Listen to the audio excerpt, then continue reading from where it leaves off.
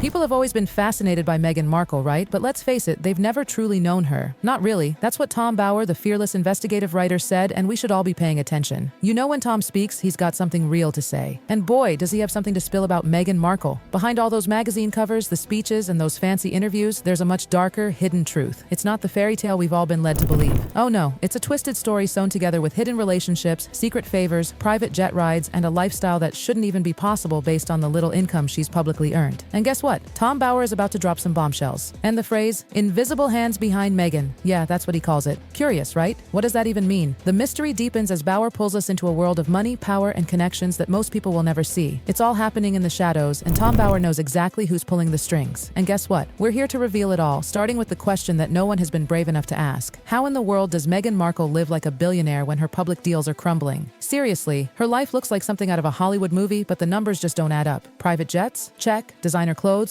Of course. A Montecito mansion that screams wealth? You bet. But wait, where's the money coming from? People close to Meghan, insiders who know what's really going on, use a term that most of us have never even heard of. They call it funding continuity. Doesn't sound like much, right? But trust me, it means a lot more than it lets on. What it really boils down to is this. Someone or some group of people is keeping Meghan's lavish lifestyle going. Quietly, secretly, and without anyone noticing. It's not charity, mind you. It's all about access. And that's where the whole story gets juicy. You see, it all started when Meghan entered the royal world, expecting a life of endless wealth and privilege. She thought she'd step into a world full of castles, jewels, and a prince with billions in the bank. But plot twist, she was wrong. Prince Harry, as it turns out, doesn't have the fortune she expected. His wealth mostly comes from his mother, Princess Diana's inheritance, some small military pensions, and a few other minor things. But the estates, the castles, and the jewels, they belong to the crown, not Harry. And that means he can't sell them or use them however he pleases. That was a major shock for Meghan. She was expecting financial freedom, and instead, she found herself trapped in a system with rules she couldn't bend. This was the moment Meghan started to change. She was no longer just a princess. She wasn't playing by anyone else's rules. Meghan Markle wasn't going to wait her turn anymore. She didn't want to shrink into the background. She was ready to take control, and that's when everything shifted. Now let's go back before all of this. Before the royal wedding, before Harry, before Montecito, Meghan Markle wasn't always a royal. She was an actress, grinding it out in Hollywood, trying to find her place in a world that wasn't nearly as glamorous as the one we all saw. But here's the thing, she was no rookie. She knew how to move through the world of Hollywood, learning the ropes of power long before she became a household name. And where did she learn it? Soho House. It wasn't just a club for celebrities, it was a gateway into a hidden world. This was where Meghan first rubbed shoulders with the power players, the ones whose names didn't often appear in headlines, but whose influence was everywhere. One of those people was billionaire investor Ron Burkle. This wasn't just some wealthy guy, he was a connector, someone who could get you into rooms most people would never even dream of. He could place you in circles that would open doors you didn't even know existed. Those early years at Soho House weren't just about socializing. Meghan wasn't just hanging out. No, she was watching, studying, learning how this world worked. She wasn't interested in being a passive player. Meghan was taking notes on who controlled what, who had the power, and most importantly, who had the money. She was studying the game, and she learned how to play it to perfection. But here's the catch. It wasn't about being famous. It wasn't about being rich. Meghan mastered the art of appearing like she was invited to the best places, even when she wasn't. She knew exactly when to show up, when to step back, and most importantly, who to be seen with. She knew how to position herself as someone valuable in a way that got her closer to the people who controlled everything. When Harry came into the picture, it wasn't just love at first sight. It was a strategic alliance that made her plans move faster.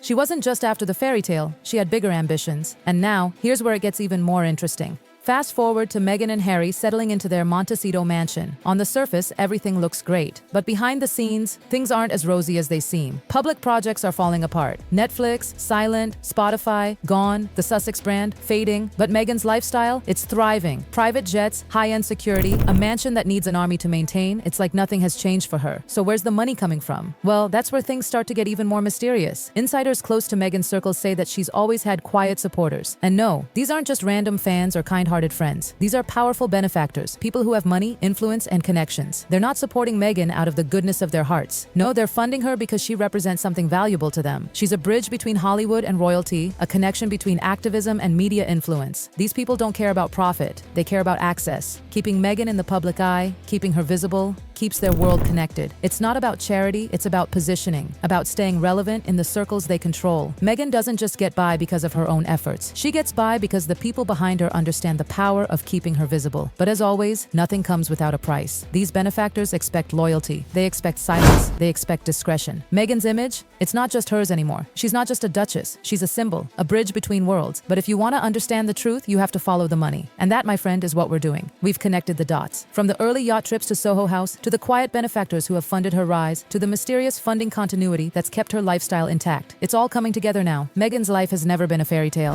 It's a carefully crafted illusion that's been maintained by people in the shadows, people who know that true power isn't about money, it's about visibility. This is the truth behind the image. The real power isn't about earning the money, it's about being worth the investment. And as long as Meghan Markle continues to be that bridge, the funding will never stop. The curtain won't fall, not for her. As we dig deeper, it's clear that Meghan's life, the one we've been shown on magazine covers and in paparazzi shots, is not exactly what it seems. Behind the scenes, there's an invisible network, a financial web woven so carefully that it's nearly impossible to trace. She's not the self-made mogul we've been led to believe. She's the product of strategic benefactors, those silent investors who keep the wheels of her life turning without ever stepping into the spotlight. And here's the kicker. Meghan doesn't just maintain a lifestyle, she's playing a long game. A game where every decision, every public appearance, every relationship is part of a much bigger strategy. It's no coincidence that she's always in the right rooms at the right time. Meghan has learned to navigate the complex, often murky world of high society, and she's done it with precision. Now let's rewind a bit. Before Meghan met Harry, she wasn't a stranger to the ways of the elite. Long before she became a duchess, she was already moving in circles that most people can't even dream of. She had already begun to master the art of connections and access. She knew that in the world of Hollywood and beyond, it wasn't about what you could do. It was about who you knew and how valuable you could make yourself to them. So when Meghan and Harry met, it wasn't just about love, it was about a partnership that would propel Meghan's ambitions even further. And Harry, for all his charm and royal ties, was just another step in her journey. Their relationship wasn't the beginning of Meghan's rise. It was the accelerator. He gave her the platform she needed to launch her next phase, and she took it, fully aware of the stakes. But here's where the story takes a darker turn. Meghan's relationship with her benefactors, these powerful figures in the shadows, is far from straightforward. They are not doing her any favors out of kindness. No, this is all about control. By funding her, they keep their influence alive. They know that as long as Meghan is visible, they remain relevant. She's not just a pawn in their game, she's a tool for their own strategic purposes.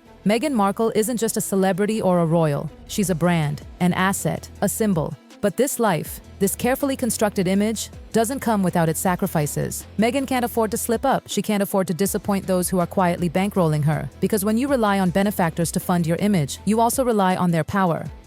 And in this world, loyalty is everything. Disloyalty could cost her everything. What's truly fascinating here is how this hidden system works. The public doesn't see it, but the people who fund Meghan's lifestyle understand one simple truth. Visibility is power. And Meghan's role is to stay visible, to keep showing up in the right places, to keep the world watching. The fact that her public projects may fail, the fact that her deals are crumbling, none of that matters. As long as she remains in the public eye, those who are funding her will continue to get what they need. They get access, they get visibility, and they get influence. Meghan is their ticket into worlds that they can't access themselves. But let's be real, this isn't a fairy tale. This isn't some romantic story of a woman finding her prince. This is the story of a woman who learned how to play a long, patient game. And in this game, everything comes with a price. Meghan's life may look like a dream, but the reality is far more calculated. Her story isn't just about royalty or Hollywood. It's about a financial arrangement that's been in place for years. It's about the quiet power of those who can shape the world behind the scenes. The ones who make sure that Meghan's life continues no matter what happens with her public deals. They've invested too much in her to let her fall, and they'll keep her in the game as long as she remains valuable to them. This isn't just about Meghan Markle anymore. It's about the system that supports her, the shadow network of power and influence that keeps her on top even when the public doesn't understand why. So the question remains, who's really paying for Meghan Markle's lifestyle? Who's funding this elaborate game she's playing? Well, here's the kicker. No one has all the answers, but we know one thing for sure. The money is still flowing, the lifestyle is still intact, and the benefactors, those invisible hands, are still out there pulling the strings. And as long as Meghan remains in the spotlight, they will continue to reap the benefits. This isn't a fairy tale, and it's not a simple rags to riches story. It's the story of a woman who understands the power of being seen. It's the story of a woman who learned the art of survival in the elite circles long before she ever set foot in a royal palace. And now, it's the story of how those same elite circles continue to keep her in the game, ensuring that she remains a symbol of something bigger than herself. So what does all this mean? It means that Meghan Markle's life, the one we all see, the one we all talk about, is a carefully constructed image. It's not just about what she's done, it's about who she knows, who's backing her, and what they want in return. The financial arrangements, the quiet funding, the secrecy, it's all part of a much bigger plan. A plan that keeps her visible, keeps her in the game, and keeps the money rolling in. In the end, it's clear. Meghan Markle isn't just a woman. She's a symbol, a gateway, a bridge between worlds. And as long as that bridge remains valuable, as long as those invisible hands keep her in the spotlight, her lifestyle will never change. The curtain will never fall.